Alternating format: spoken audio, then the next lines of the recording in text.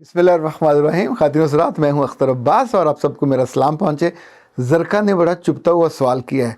I don't know ये सवाल है, टॉन्ट है, या आप इसको क्या नाम दें। वो पूछती हैं, अब आपको मर्दों के हुस्न की भी बड़ी फ़िक्र हो गई है।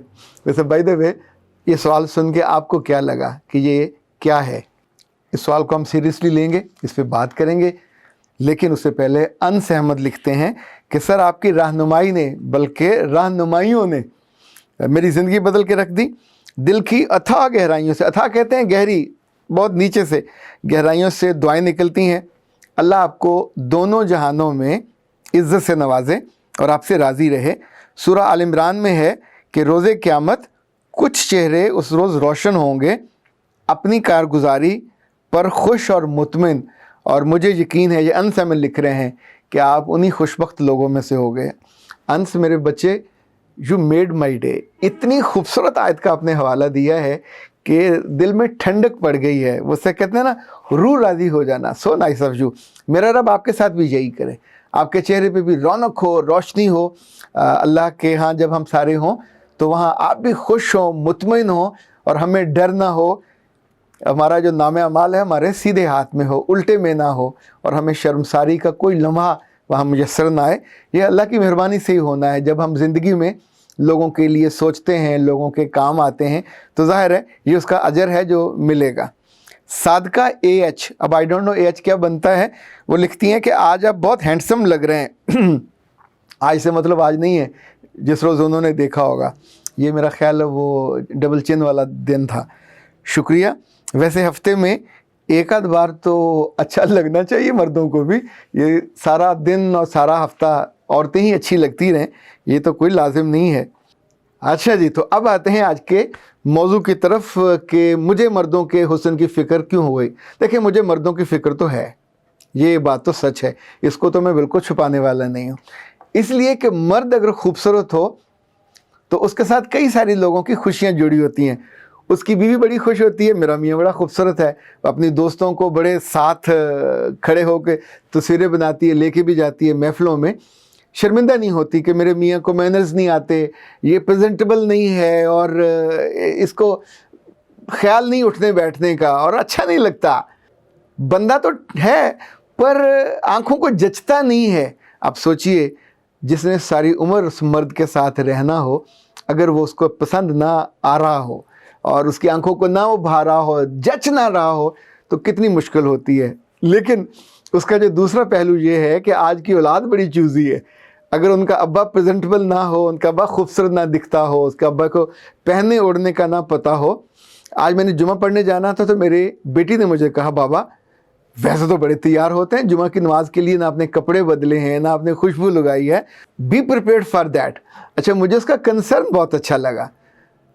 याद रखिएगा, बेटे हों या बेटियां हों, जब इनके दोस्तों के सामने इनके बाप की तस्वीर आती है, इनका बाप खुद इनको कहीं छोड़ने जाता है, लेने जाता है, उनको बहुत अच्छा लगता है कि उनका अब्बा अच्छा है। अब्बा ऐसा अब्बा कहाँ से लब्बा है।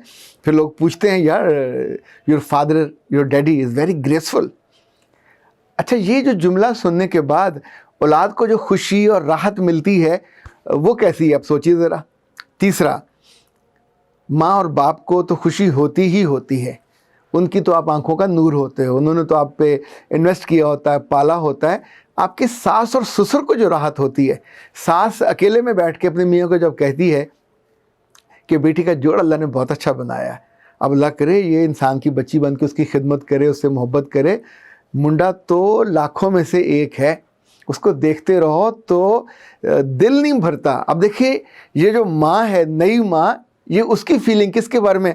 अगर बिल्कुल कोई दब्बू सा, डरू सा, बदसूरत, बदहैयत, बदहैबत वो वाला दामाद हो तो ये जुमला तो कभी नहीं निकलेगा। वैसे मैं कुछ ऐसी लड़कियों को भी जानता हूँ जो यूनिवर्सिटी में पढ़ती थीं, और उनमें से एक आध तो मेरे पास भी आई, और बातों बातों में उसके मुंह से निकल गया कि मैं तो अपने मियाँ को इतना खिलाती हूँ, इतना उसकी ख्याल करती हूँ, पराठे पे पराठे। डॉक्टर मना करता, उसका कोलेस्ट्रॉल का मसला भी है, पर मैं उसको खिलाती रहती हूँ।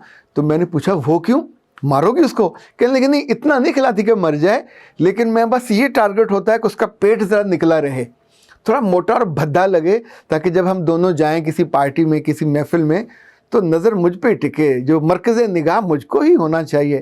اب یہ تو نہ کہ مرد ہونے کا ایڈوانٹیج ہو، مجھ سے لمبا بھی ہے تو اس پہ فوکس جائے۔ جب بھدا سا ہوگا، بے ڈول تھا، تو ظاہر ہے سوٹ بھی پہنا ہو تو اچھا نہیں لگے گا۔ سچ بات بتاؤں، اس کے وہ جملے سن کے مجھے بہت وہ خاتون زہر لگی تھی کہ جو اپنے میاں کی نہیں ہو سکی، اللہ معاف کرے کسی اور کی۔ اگر وہ 100 میری تعریفیں کر رہی تھی کہ آپ بہت اچھے ہیں، ایسے ہیں ویسے ہیں، مجھے سب وہ اول و آخر جھوٹ لگ رہا تھا۔ اور چونکہ یہ جو مرض ہے خود اچھا لگنا، خود اپنی تعریف کرنا، خود اپنے ہی بارے میں سوچنا، ایک وقت آتا ہے آپ خود غرضی کی آخری انتہا پہ چلے جاتے ہو۔ اچھا، یہ وہ انتہا ہوتی ہے جہاں آپ کو نہ رب یاد رہتا ہے، نہ رسول یاد رہتا ہے، نہ رشتہ یاد رہتا ہے۔ آپ کو لگتا ہے، جسے خود نمائی کہتے ہیں، یہ خود غرضی کی آخری صورت ہوتی ہے۔ خود نمائی کے بعد پھر جو اگلی صورت ہے یہ جاہ طلبی ہوتی ہے۔ کبھی کبھی یہ جو بانو اپن نے لکھا تھا کہ توجہ طلبی کے مارے ہوئے لوگ، تو توجہ طلبی میں عورتیں مردوں سے بہت زیادہ بڑی ہوتی ہیں۔ توجہ چاہیے تو آپ یہ ہونٹوں پہ لپسٹک لگاتے ہیں، توجہ چاہیے تو آپ اس کو لمبا کرتے ہیں، توجہ چاہیے تو آپ ان کو پتلا کرتے ہیں، توجہ چاہیے تو چکس آپ کے چمکتے ہیں۔ یعنی ایک ایک چیز پہ آپ توجہ دیتے ہیں۔ ابھی تو خواتین کے گھروں پہ وہ خواتین لگی ہوئی جا کے ان کے ناخنوں کو، ان کے پاؤں کو پیڈیکیور اور یہ سارا کرتی ہیں اور خود ان کے جسم کا خیال کرتی ہیں۔